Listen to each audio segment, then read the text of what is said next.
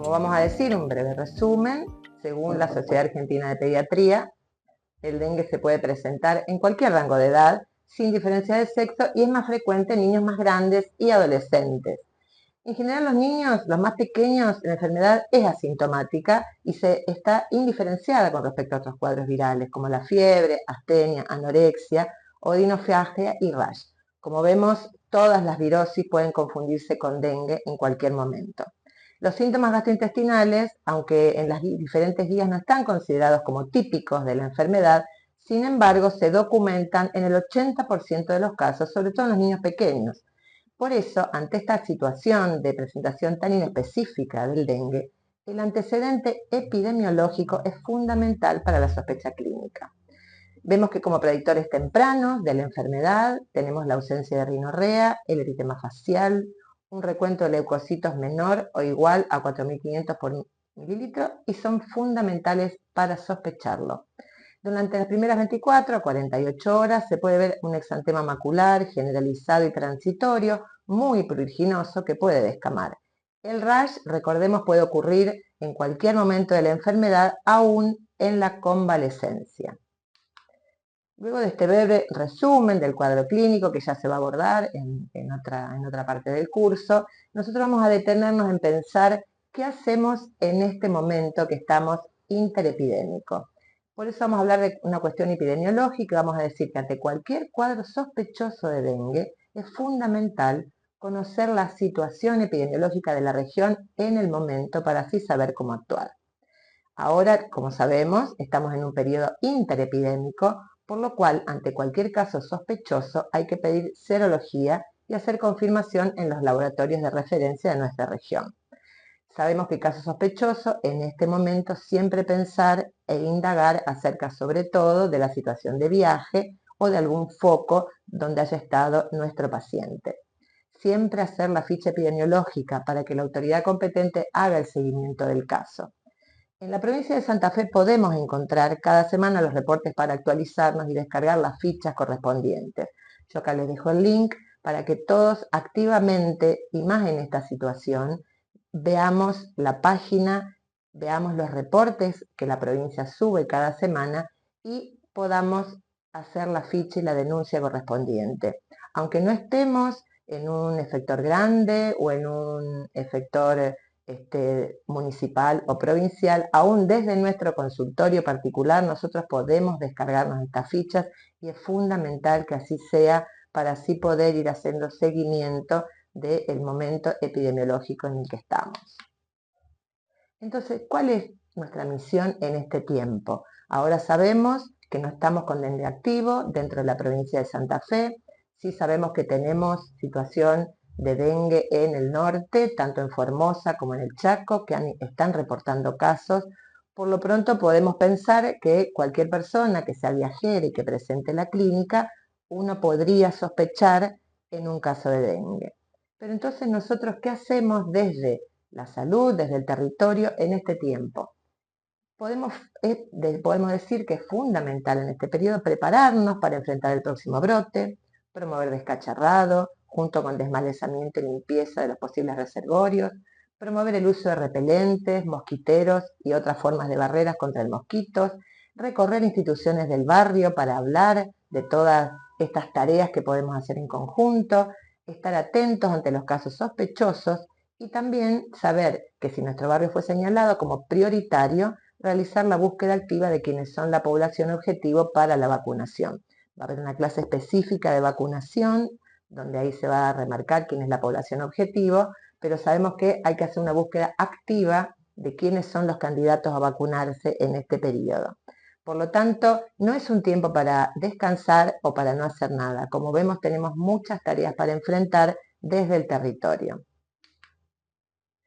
Vamos a referirnos a un tema importantísimo que es el descacharrado.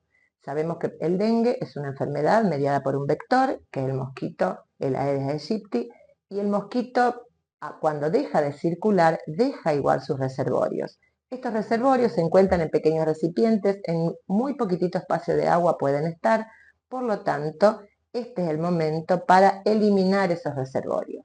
Acá vemos que dice El descacharrado es la acción de eliminar cuanto cacharro depósito haya en los patios de las casas, en su interior, con el fin de reducir al mínimo los posibles criaderos de mosquitos y terminar con los huevos que pudieran haber quedado depositados en estos recipientes.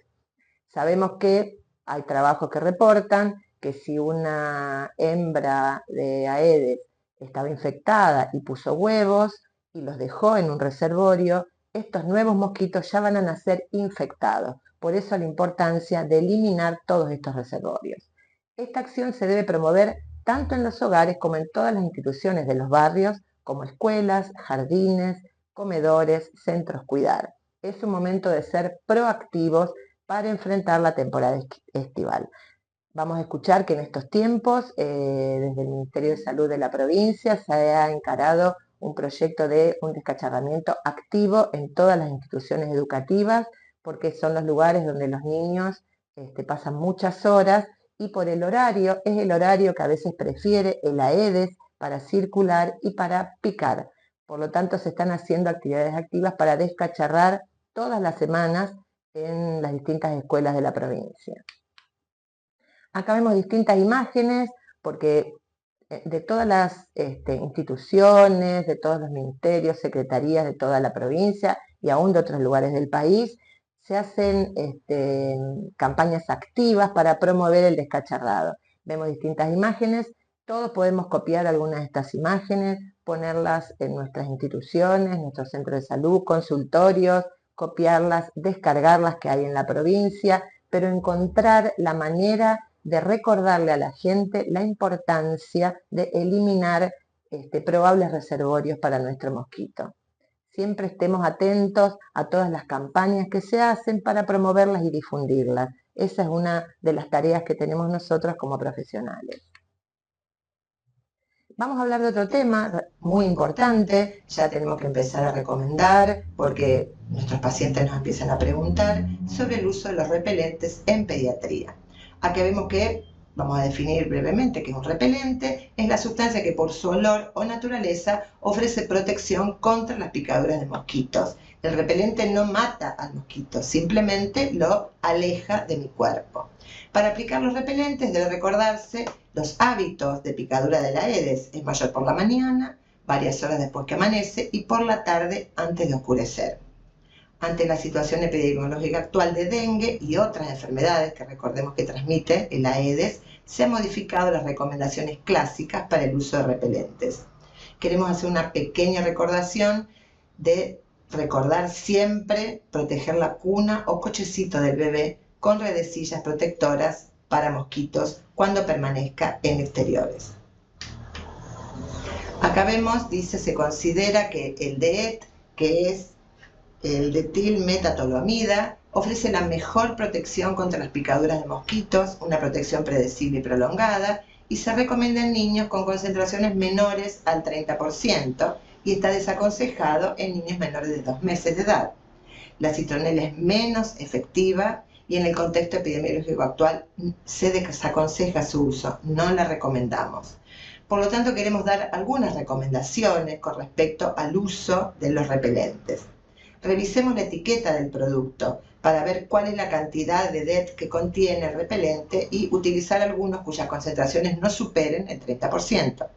No apliquemos el repelente debajo de la ropa.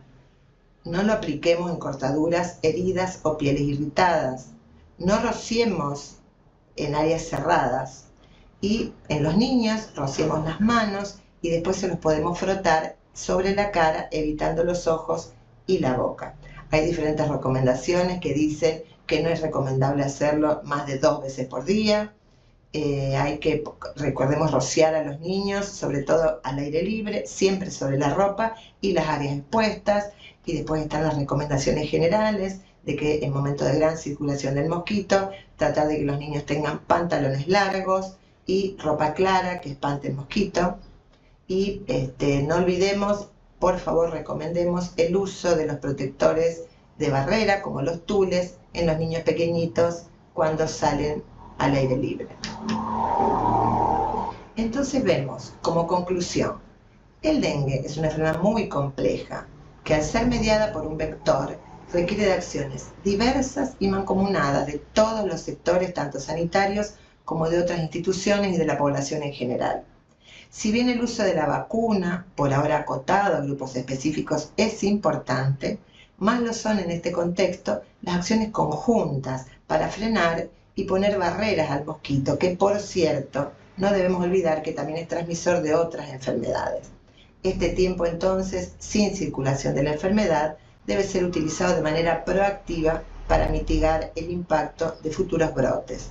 Debemos recordar entonces y reafirmar y repetir sin cansarnos que una enfermedad mediada por vectores necesita ser abordada de maneras muy diferentes. La vacuna es una parte, pero eliminar el vector o ponerle barreras al vector es otra de las maneras fundamentales. Y ese es el rol que tenemos nosotros, los médicos que estamos en el territorio, en atención primaria, para poder ayudar a nuestra población y para mitigar y no volver a tratar de que este año no tengamos un brote tan severo y grande como tuvimos el año pasado. Sabemos que el dengue llegó para quedarse y no nos olvidemos también el Zika, el chikungunya, que son las otras enfermedades transmitidas por dengue, y ya el año pasado hemos tenido algunas de estas enfermedades en nuestra provincia, por lo cual siempre una mirada activa para descacharrar, para eliminar el mosquito, es fundamental para controlar los futuros brotes. Muchas gracias.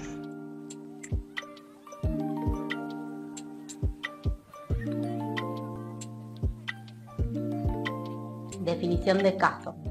Definimos como caso sospechoso de dengue a todo paciente que resida o haya viajado en los últimos 14 días a un área con circulación viral de dengue o presencia del vector y presente fiebre de menos de 7 días de duración, sin síntomas de las vías aéreas superiores, con 2 o más de los siguientes signos y síntomas: náuseas o vómitos, exantema, mialgias, artralgias, cefalea, dolor retroocular, petequias, prueba del torniquete positiva, leucopenia, anorexia, malestar general, diarrea, plaquetopenia. Cualquier signo de alarma, como dolor abdominal intenso o dolor a la palpación del abdomen, vómitos persistentes, acumulación de líquidos, sangrado de mucosas, letargo, irritabilidad, hipotensión postural, hepatomegalia, aumento progresivo del hematocrito. Cualquier criterio de gravedad, como choque o dificultad respiratoria debido a extravasación grave de plasma. Choque evidenciado por pulso débil o indetectable, taquicardia, extremidades frías y llenado capilar mayor a 2 segundos. Presión de pulso menor a 20 milímetros de mercurio, hipotensión espacitardía.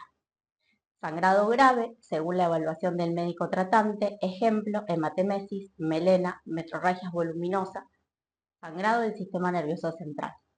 Compromiso grave de órganos, como daño hepático, transaminasas mayor a 1000 unidades internacionales, sistema nervioso central, alteración de conciencia, corazón, miocarditis u otros órganos.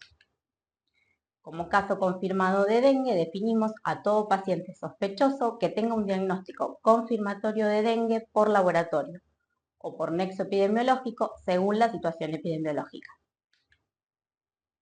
Manifestaciones clínicas del dengue. El dengue es una enfermedad sistémica y dinámica que puede cursar de forma asintomática. Estos casos asintomáticos juegan un papel importante en la dinámica de la transmisión de la enfermedad. La infección por dengue puede expresarse a través de un amplio espectro de manifestaciones clínicas que van desde formas leves hasta formas graves e incluso resultados fatales. Es una enfermedad febril, por lo tanto la fiebre está presente en todos los casos y determina el inicio de la enfermedad. Suele durar de 2 a 7 días. A través de un hemograma se puede revelar la presencia de leucopenia con neutropenia y linfocitosis, seguida de una disminución rápida de las plaquetas. Suelen durar de 2 a 7 días, son los síntomas más conocidos y frecuentes de la enfermedad: el eritema, el enrojecimiento facial, el dolor corporal generalizado, mialgia, artralgia, dolor de cabeza, dolor retroorbital. Otras manifestaciones comunes incluyen las hemorrágicas, como petequias espontáneas o provocadas, epistaxis, gingivorragia, hematemesis, hematuria, que puede ser microscópica, sangrado de los sitios de venopunción. Manifestaciones del sistema digestivo como anorexia, náuseas y o vómitos, hepatomegalia, la cual generalmente es dolorosa. Manifestaciones de gravedad en dengue. Puede aparecer entre el segundo y sexto día de la enfermedad, con mayor frecuencia entre el tercer y sexto día de haber iniciado el primer síntoma, casi siempre precedidos por uno o más de los signos de alarma. Estas manifestaciones son el resultado de una fuga intensa de líquidos del espacio intravascular hacia el espacio extravascular. En muchos de los casos, esto sucede porque los pacientes con diagnóstico de dengue no fueron tratados según los protocolos establecidos. Aquí figuran las manifestaciones de gravedad que serán abordadas en el módulo de dengue grave. Fases de la enfermedad. Tenemos la fase febril. La fase febril, el dengue puede durar 2 a 7 días y usualmente se acompaña de enrojecimiento facial, eritema, dolor corporal generalizado, mialgias, artralgias, cefalea y dolor retroocular. La bradicardia relativa es común en esta fase, ya que la fiebre no eleva sustancialmente la frecuencia cardíaca. El problema clínico de esta fase es la deshidratación. Tenemos la fase crítica, cuando en algunos pacientes, primero de 3 a 7 días de la enfermedad, la temperatura desciende y se mantiene a 37,5 grados centígrados o menor sin el uso de antipiréticos. Por lo general, puede haber un aumento de la permeabilidad capilar. Los pacientes sin un gran escape de líquido, fuga plasmática, mejoran. De forma contraria, aquellos con mayor fuga plasmática pueden empeorar y llegar a presentar signos de alarma. Si no se restaura la volemia de manera oportuna y correcta, pocas horas después, esos pacientes suelen presentar signos clínicos de hipoperfunción tisular y choque hipovolémico.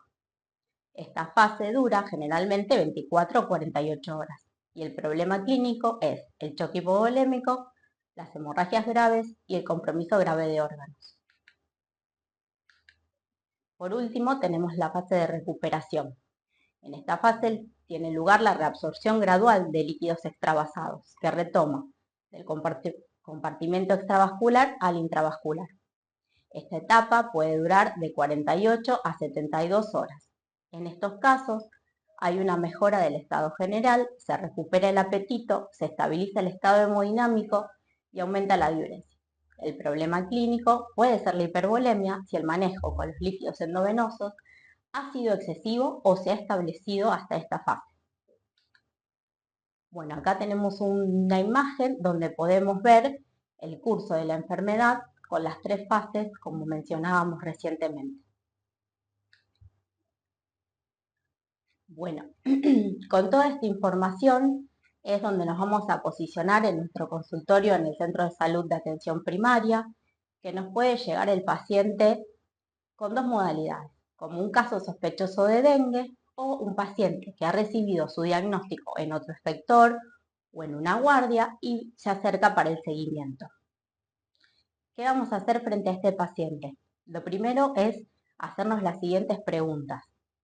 ¿En qué fase del dengue se encuentra? ¿Febril, crítica o de recuperación? ¿Tiene signos de alarma? ¿Cuál es el estado hemodinámico de hidratación? ¿Está en choque? ¿Tiene enfermedad o condición asociada o riesgo social? ¿Requiere hospitalización? Vamos a hacer, para respondernos todas estas preguntas, una anamnesis detallada y un examen físico. Primero nos vamos a hacer una listita teniendo en cuenta el nivel de conciencia, la frecuencia cardíaca, la frecuencia respiratoria, la presión arterial, la presión y característica del pulso periférico y el llenado capilar. Vamos a evaluar si el paciente tiene signos de alarma, dolor abdominal, intenso y sostenido o dolor a la palpación, alteración del sensorio, irritabilidad, somnolencia, letargo, sangrados de mucosas como gingivorragia, epistaxis o sangrado menstrual mayor del habitual, hematuria, extravasación de líquidos por clínica o por estudios de imagen, hepatomegalia, vómitos persistentes, aumento progresivo del hematocrito. Tener en cuenta que un único signo de alarma es indicativo de una mala evolución. Vamos a tener en cuenta también si el paciente tiene comorbilidades o condiciones asociadas, como embarazo, ser menor de 1 año, mayor de 65, poseer enfermedad renal, obesidad mórbida, diabetes, enfermedades hemolíticas, hepatopatía crónica, enfermedad ulceropéptica o gastritis de cualquier etiología, estar en tratamiento con anticoagulantes o presentar riesgo social. Vamos a evaluar los criterios para la hospitalización. Dengue con presencia de uno o más signos de alarma, dengue con presencia de algún signo de gravedad, choque o dificultad respiratoria, sangrado grave o compromiso de órganos, intolerancia a la vía oral, dificultad respiratoria, acortamiento de la presión de pulso, hipotensión arterial, insuficiencia renal aguda, aumento del tiempo de llenado capilar, embarazo, coagulopatía.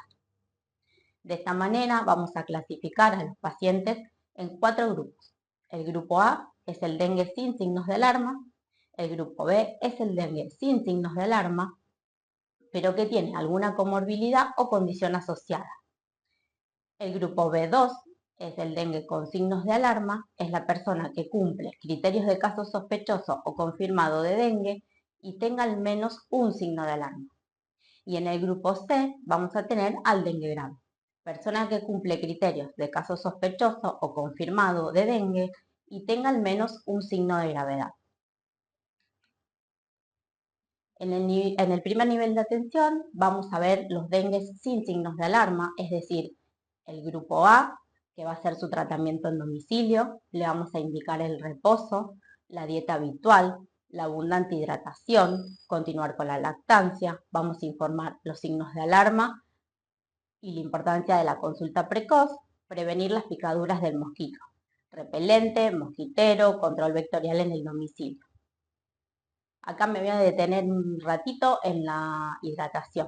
Tener en cuenta que para una buena hidratación necesitamos que el paciente tenga acceso a agua potable, a agua segura. Sabemos que en muchos territorios esto no ocurre y nos vemos enfrentados a distintas problemáticas.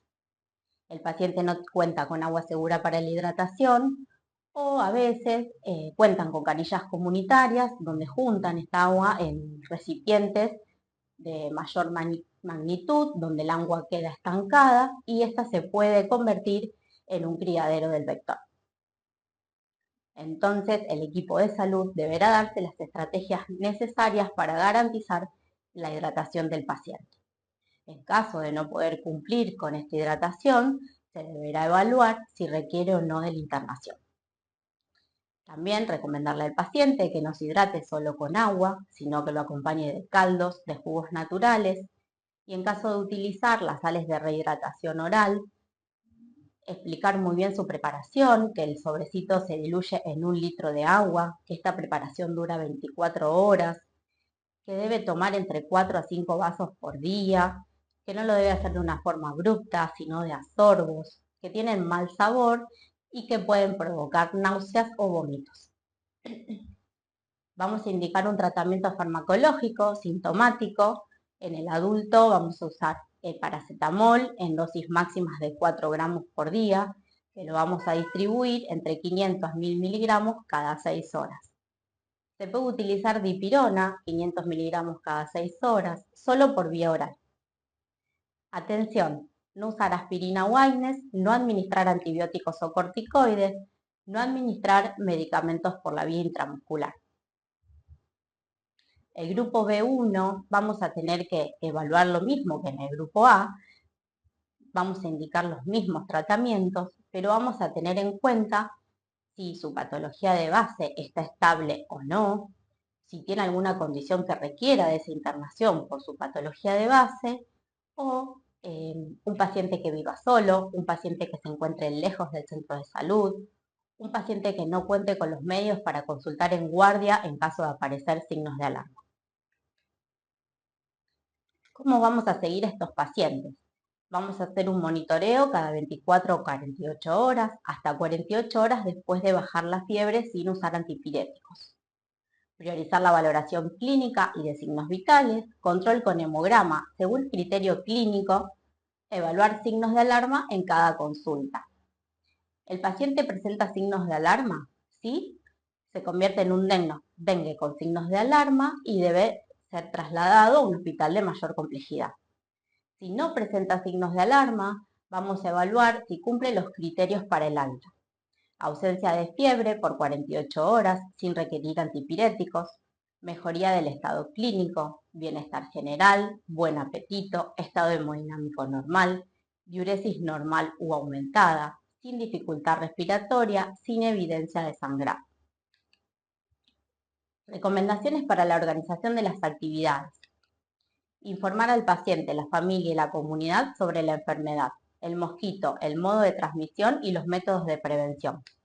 Explicando que el dengue se transmite siempre por la picadura de un mosquito infectado por dicho virus, que el mosquito pone sus huevos en lugares donde hay agua estancada, que los síntomas del dengue son fiebre, cefalea, dolor retromitarios, mialgia, artralgia, erupción cutánea y manifestaciones hemorrágicas leves, que si alguien tiene estos síntomas debe concurrir a un servicio de salud donde evaluarán si pueden ser debidos al dengue, que el tratamiento depende de la gravedad del cuadro, que las medidas de prevención son evitar las picaduras de mosquitos con el uso de ropas adecuadas, preferentemente ropas claras, no negras, no de colores, usar pantalones largos o mangas largas, evitar el uso de perfumes, utilizar repelentes, recordar que el repelente no es suficiente con una aplicación diaria, sino que hay que reponerlo cada 3-4 horas, que el paciente que tiene el diagnóstico de dengue tiene que protegerse con el repelente mientras esté febril, porque es la fase de la viremia donde el mosquito pica, se convierte en vector y a los que continúe picando le transmite la enfermedad. Utilizar telas mosquiteras, espirales, tabletas de repelentes en domicilio, controlar la proliferación de mosquitos. Que existe en la actualidad una vacuna para prevenir la enfermedad. Realizar tareas del control del vector. Promover que la población elimine recipientes que puedan servir de criaderos de mosquitos, descartando los inservibles o impidiendo la presencia de agua en los útiles.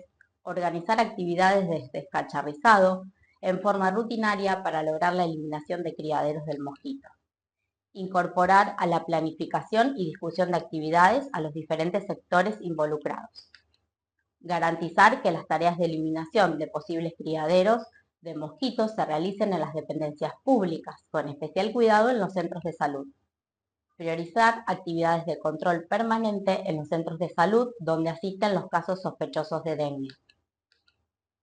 Buscar activamente los casos de síndrome febril. Planificar la búsqueda activa de pacientes con síndrome febril mediante la visita de promotores en terreno, casa por casa, en zonas donde se han presentado casos de dengue, en un radio de 9 manzanas alrededor del domicilio del caso. Realizar tareas de comunicación social, promover actividades educativas con los distintos actores sociales referidos a la información mencionada en los párrafos anteriores para lograr la participación comunitaria en tareas de prevención y control de los criaderos de Aedes aegypti en el hogar, en el lugar de trabajo, parques y otros sitios de descansos y sus alrededores. Es importante que el equipo de salud logre la participación activa de la comunidad para generar hábitos y prácticas que reduzcan el riesgo de convivir con los mosquitos.